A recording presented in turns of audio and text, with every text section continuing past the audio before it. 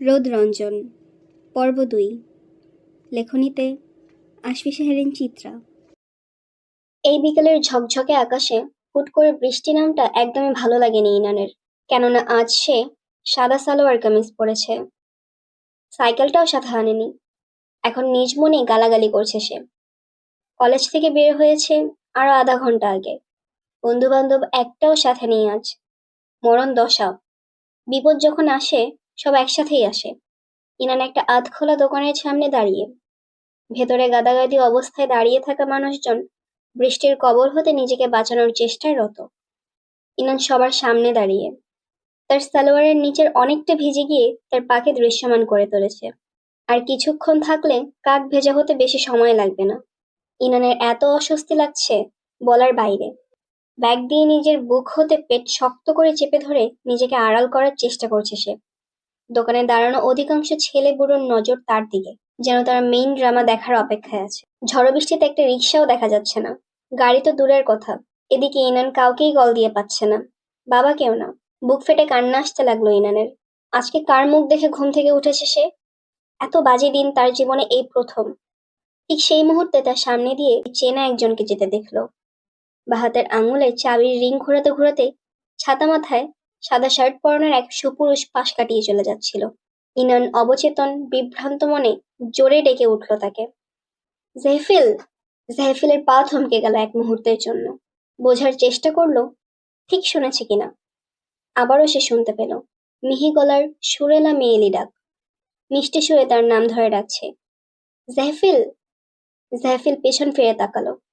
স্বর্গ থেকে নেমে আসা এক সাদা পরী এক ঝাঁক কুৎসিত কোলাহলে আবদ্ধ। সেই মুহূর্তে এই সাদা পরীটাকে বন্দি থেকে মুক্ত করতে হৃদয়ের অন্তঃকরণ হতে এক অদম্য শক্তি তার ভেতরটাকে তাড়া দিতে লাগলো। ইনান জেহফিলকে হাত নেড়ে ইশারা করলো তার কাছে আসতে। প্লিজ শুনে যান একটু, এখানে আসুন। জেহফিল ইনানের কাছে আসতেই ফট করে জেহফিলের ছাতার নিচে ঢুকে গেল ইনান। ইনানের গা থেকে আসা মিষ্টি সুবাসে আবিষ্ট হয়ে গেল জেহফিল। ভেতরের মুগ্ধতা বাহিরে যাতে প্রকাশিত না হয় সে চেষ্টায় ঢোক গিলে অন্যদিকে তাকালো সে। আপনার সাথে তো গাড়ি আছে তাই না? আপনি প্লিজ আমাকে একটু লিফট দিতে পারবেন, প্লিজ? ইনান বিনীত সুরে অনুরোধ করলো। জাইফিল এক হাত পকেটে নিয়ে মুষ্টিবদ্ধ করলো। শীতল আবহাওয়াতেও তার গলা শুকিয়ে কাঠ হয়ে গেল। শুষ্ক ঢোক গিলে সে এগিয়ে যেতে লাগলো অদূরে পার্ক করা গাড়ির দিকে। ইনান যার পর নাই অবাক হলো। জাইফিল কি তার আর্জিতে রেগেছে নাকি সম্মত হয়েছে বোঝা গেল না। নিজের কাছেই কেমন যেন নিজেকে ছ্যাঁচড়া লাগলো। সে যেচে পড়ে সাহায্য চাইতে এসেছে, এতে কি তার মান কমে গেছে? কিন্তু সে তো নিরুপায়। একান্ত বাধ্য হয়েই জাইফিলের কাছে সাহায্য চাইতে এসেছে সে। গাড়ির দরজা খোলার আওয়াজে চমকে গেল ইনান। জাইফিল দরজা খুলে অপেক্ষা করছে তার জন্য। ইনান খেয়াল করলো জাইফিল তার দিকে একটা বারের জন্যও তাকাচ্ছে না। তার মুখে কি কিছু লেগে আছে নাকি? ইনান দ্রুত নিজের জামার দিকে তাকালো। না, জামা ভিজেনি, শুধু পায়ের দিকটা আগের মতোই ভেজা। ইনান গাড়িতে ঢুকতেই জাইফিল অপর পাশ দিয়ে গিয়ে ড্রাইভিং সিটে বসে পড়ল। গাড়ি চলছে আপন গতিতে। বৃষ্টির রিমঝিম শব্দ কাঁচ ভেদ করে ভেতরে আসতে পারছে না। গাড়ির ভেতরও পিন পতন নীরবতা। জাইফিল ভুলেও ইনানের দিকে তাকাচ্ছে না। ইনান বুঝতে পারছে না সে কিভাবে কি করবে। ধন্যবাদ জানাবে? কিছু একটা বলে তো কথোপকথন চালানো উচিত। এভাবে সঙ্গের মতো বসে থাকতে আনইজি লাগছে। জিভ দিয়ে ঠোঁট ভিজিয়ে নিজেকে ধাতস্থ করে ইনান আরম্ভ করলো। আপনাকে কষ্ট দেওয়ার জন্য সরি। আসলে উপায় না পেয়ে হেল্প চাইতে হয়েছিল। আপনার কি কোনো সমস্যা হচ্ছে? জাইফিল নিরুত্তর। আশ্চর্য মানুষ। ইনানের মেজাজ গরম হয়ে গেল। এই ধরনের পরিস্থিতিতে এরকম আচরণ করার মানে কি? ইনান ঠোঁট কামড়ে রাগ অপমানকে নিয়ন্ত্রণ করার চেষ্টা করলো। তখন লুকিং গ্লাসে চোখ গেলে দেখলো পেছনের সিটে কয়েকটা বই রাখা। ইনান পেছন ফিরে চোখ ছোট করে বোঝার চেষ্টা করলো বইগুলো কিসের। এগুলো মাস্টার্সের। ইনানের ভ্রু কুঞ্চিত হয়ে গেল চকিতে। কৌতূহল দমাতে না পারে জিজ্ঞেস করেই ফেললো, মাস্টার্সের বই কেন আপনার কাছে? এখনো অনার্স ফাইনালই দেননি। মাস্টার্সের বই দিয়ে কি করবেন? ইনান জাইফিলের পারমিশন ছাড়াই বইগুলো হাতে নিল। স্টিয়ারিং এ রাখা জাইফিলের হাত শক্ত হয়ে গেল। তার পারমিশন ছাড়া কেউ কিছু ধরাটা একদম ভালো চোখে দেখে না সে। ইনান উল্টাপাল্টা বই দেখতে দেখতে কয়েকটা পেজে এসে থমকে গেল। বইয়ের অধিকাংশ পেজে পেন্সিল দিয়ে এক এক টাইপের স্কেচ করা। বইটা তো নিউ এডিশন, এর মধ্যে এত কিছু এঁকেছেন কেন? প্রথমবারের মতো একটা বাক্য জাইফিলের মুখ থেকে বের হলো, তাও কাঠ গলায়। আমার বই, আমার ইচ্ছা। তাই বলে ওয়েট, আপনার বই মানে? আপনি তো আমার ব্যাচমেট। ইনান বিস্মিত নেত্রে চেয়ে বলল, নপ। তাহলে যে ওই দিন আপনাকে আমার ক্লাসে দেখলাম, আমার ইচ্ছে হয়েছিল, তাই যে কোনো একটা ক্লাসে ঢুকে গিয়েছিলাম। Anything else?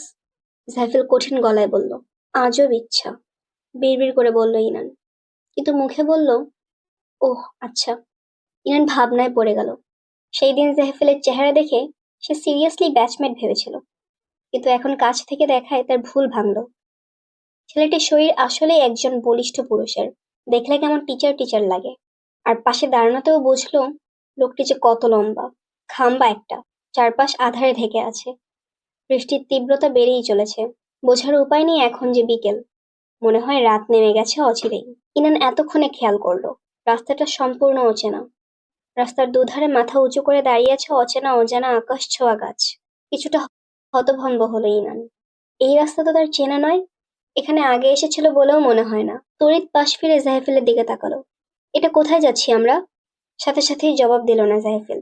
ভ্রু কুঁচকে চুপ করে থাকলো কিছুক্ষণ, তারপর ধীর স্বরে বলল, বাড়ি। কার বাড়ি? এটা তো আমার বাড়ির রাস্তা নয়। ভয় খেলে গেল ইনানের চোখে। কুচিন্তারে এসে ভিড় জমাতে লাগলো তার ভাবনায়। আমার বাড়ি, সহজ জবাব জাহিফেলের। What the hell is this? আমি কি আপনার বাড়িতে যাওয়ার জন্য লিফট চেয়েছি? আমি আমার বাড়িতে যাব, চেঁচিয়ে উঠল ইনান। আতঙ্কে তার সারা মুখ নীল হয়ে গেছে। You didn't tell me your address. Inan মাথায় হাত দিয়ে হতাশার দীর্ঘশ্বাস ফেলল। রাগে তার গলার স্বর কাঁপতে লাগলো। ভাই, লিসেন, আমি না হয় ভুলে গিয়েছিলাম বলতে, তাই বলে আপনি একটাবার জিজ্ঞেস করবেন না আমি কোথায় যাব? দ্যাটস নট মাই প্রবলেম, জাহিফেল স্বাভাবিক গলায় বলল। ইনানের কান্না চলে এলো রাগে। তার সত্যিই তখন খেয়ালে ছিল না ঠিকানাটা বলার। তাই বলে কি জাহিফেলের দায়িত্ব ছিল না নিজ দায়িত্বে জিজ্ঞেস করা? উল্টো বলে কিনা এটা তার সমস্যা না। বড় বড় কয়েকটা শ্বাস ফেলে নিজেকে শান্ত করে বলল, গাড়ি ঘোরান, বাসায় দিয়ে আসুন, অ্যাড্রেস বলছি। আম নট ইয়োর ড্রাইভার যে তুমি যা বলবে তাই শুনবো। জাহিফেলের কণ্ঠ শীতল। ইনান মেজাজ হারানোর পথে। পাশাপাশি তার ভয়ও লাগছে। এভাবে একটা মেয়েকে তার বাড়িতে না দিয়ে এসে নিজের বাড়িতে নিয়ে যাওয়ার পেছনের মতলবটা কি? নাকি বাড়ির কথা বলে অন্য কোনো পরিত্যক্ত জায়গায় নিয়ে যাবে? ইনানের হাত পা ঠান্ডা হয়ে গেল, ঘামতে লাগলো দরদরিয়ে। কাঁপা কাঁপা গলায় বলল, আপনি আমাকে যেখান থেকে এনেছেন সেখানেই দিয়ে আসুন, বাড়িতে দিয়ে আসা লাগবে না। সাইফুল যেন শুনলই না তার কথা, এমন ভাবে গাড়ি চালাতে লাগলো। নিজের মেজাজ হারিয়ে আচমকা চেঁচিয়ে উঠল ইনান, কি হলো, শুনতে পাননি?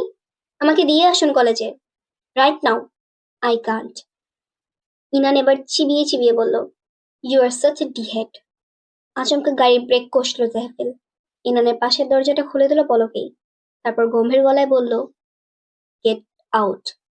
বৃষ্টির তোড়ে ইনানের জামা কাপড় ভিজে যাওয়া শুরু করলো। সাদা কাপড় ভেদ করে শরীর ভেসে ওঠার আগেই গাড়ির দরজা বন্ধ করে দিল ইনান। মানে কি? আমি কেন নামবো? আপনি নিয়ে এসেছেন, আপনি দিয়ে যাবেন, ইনান তীক্ষ্ণ কণ্ঠে বলল। জাহিফেল এক পলক তাকালো ইনানের চোখের দিকে। ইনান বুঝতে পারলো না জাহিফেলের চোখের ভাষা। জাহিফেল প্রলম্বিত শ্বাস ছেড়ে ড্রাইভিং শুরু করলো। আর 2 মিনিট লাগবে আমার বাড়ি যেতে। আই হ্যাভ সামথিং ইম্পর্টেন্ট দেয়ার। ওটা নিয়েই আবার সিটিতে ব্যাক করব।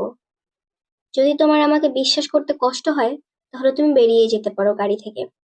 এখানে একটা গাছের নিচে দাঁড়াও, প্যাক করার সময় নিয়ে যাব। And just mind your language. মশকরা করেন আমার সাথে? এখানে কোন কচুর নিচে দাঁড়াবো আমি? ইনান কাচের জানালায় হাত ঠেকিয়ে হাতের তালুতে মাথা রাখলো। নিজেকে স্বাভাবিক রাখার চেষ্টা করলো। ব্যাগ থেকে একটা কলম বের করে আরেক হাতে লুকিয়ে রাখলো। কিছু করতে আসলেই ঘ্যাচাং করে দেবে। সন্ধ্যাও নেমে গেছে। এর মাঝে চলে আসলো জাহিফেলের বাড়ি। রাস্তার সাথেই দোতলা বাড়ি। প্রথম দেখায় বাড়িটাকে দেখলে মনে হয় পরিত্যক্ত ভুতুড়ে বাড়ি। মনে হয় না এখানে কোনো মানুষ থাকে। জঙ্গলের ভেতরে কিছু বাড়ি থাকে না, তেমন। ইনান হাতে রাখা কলম আরো শক্ত করে চেপে ধরলো। জাইফিল গাড়ি গেটের কাছে থামিয়ে ইনানের দিকে তাকালো। যদি তুমি চাও ওপরে আসতে পারো। কুত্তায় কামড়াইছে তো আমারে, দাঁত কিরমির করে বলল। ফাইন, থাকো তাহলে। জাইফিল বেরিয়ে গেল গাড়ি থেকে। গেট খুলেই কি মনে করে ইনানের কাছে আসলো আবারও।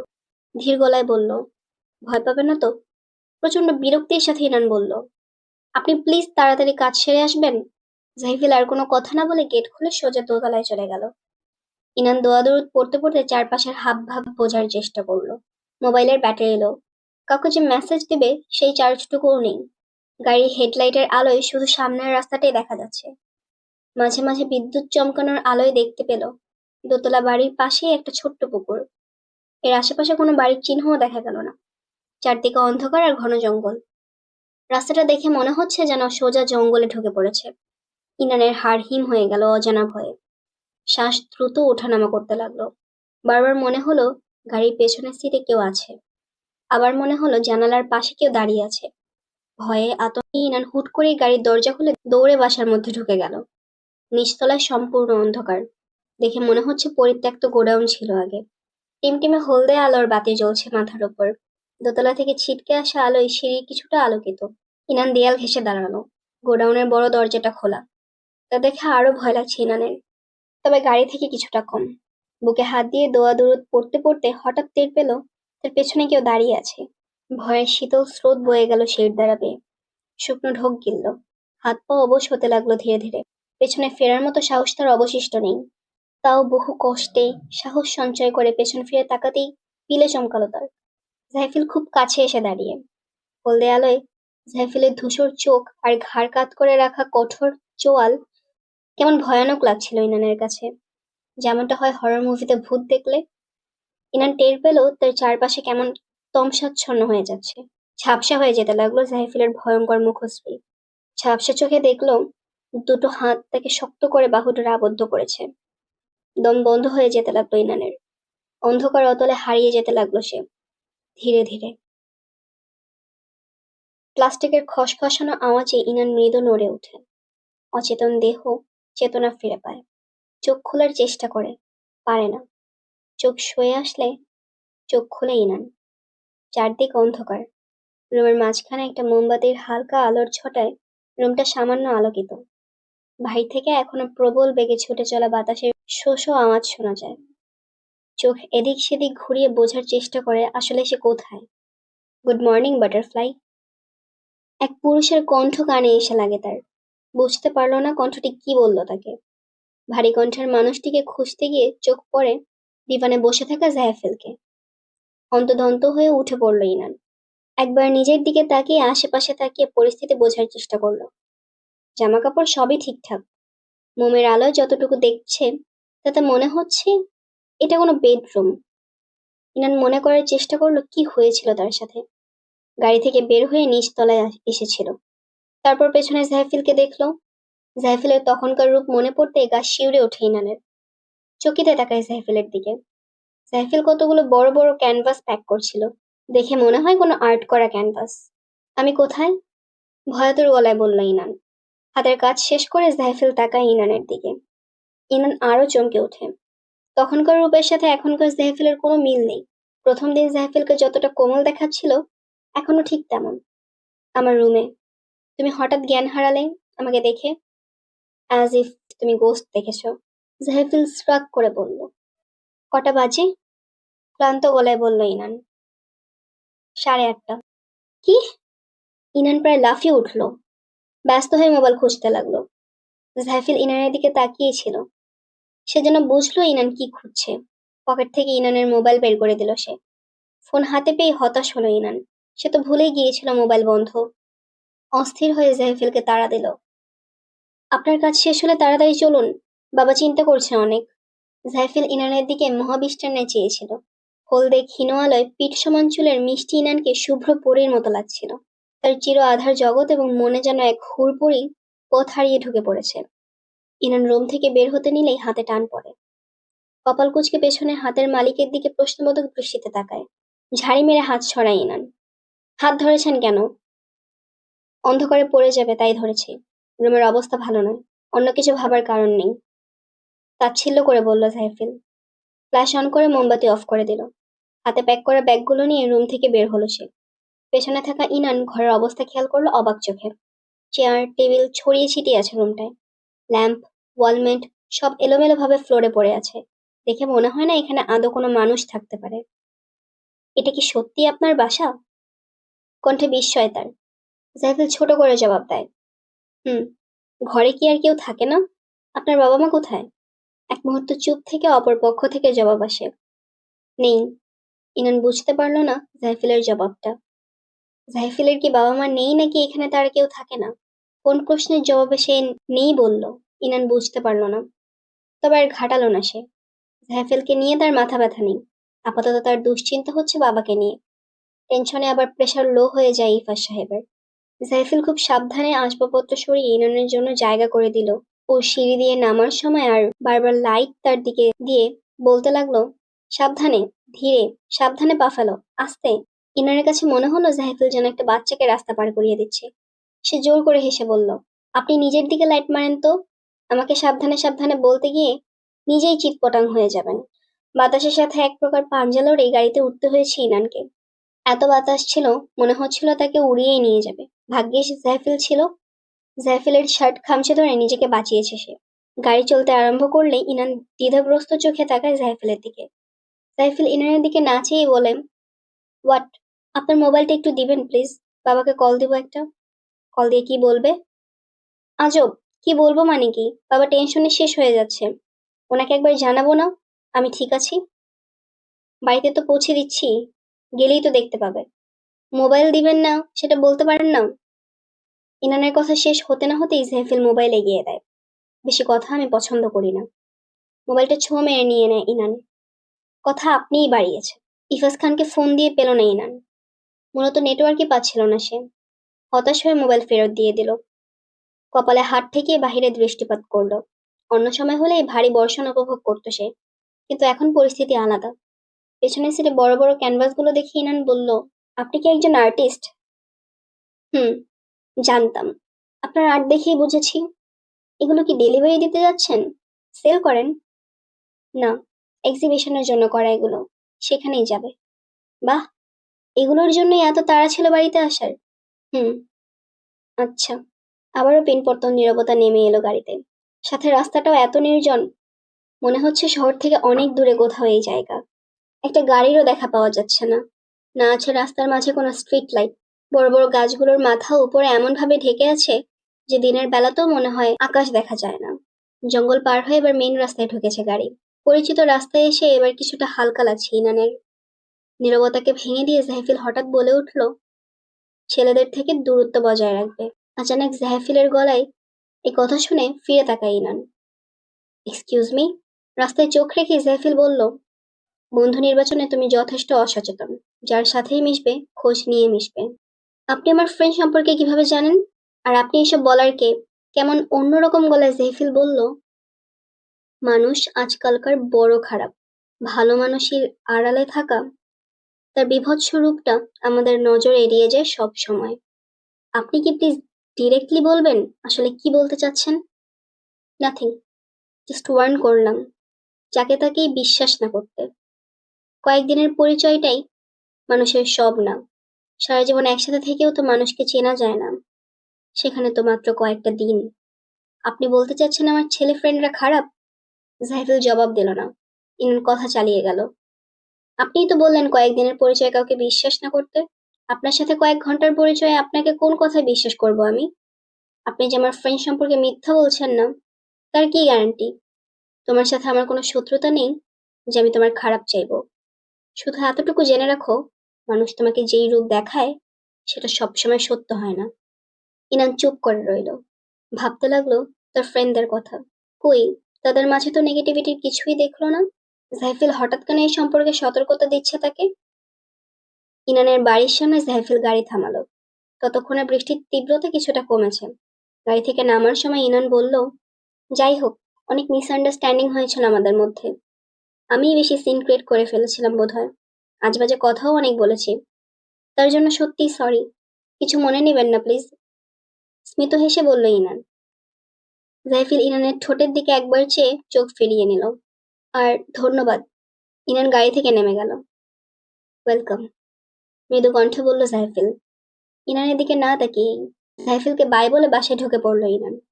একটাবার পেছন ফিরলে দেখতে পেত একজোড়া চোখের প্রমত্ত চেয়ে থাকা নিষ্পলক দৃষ্টি।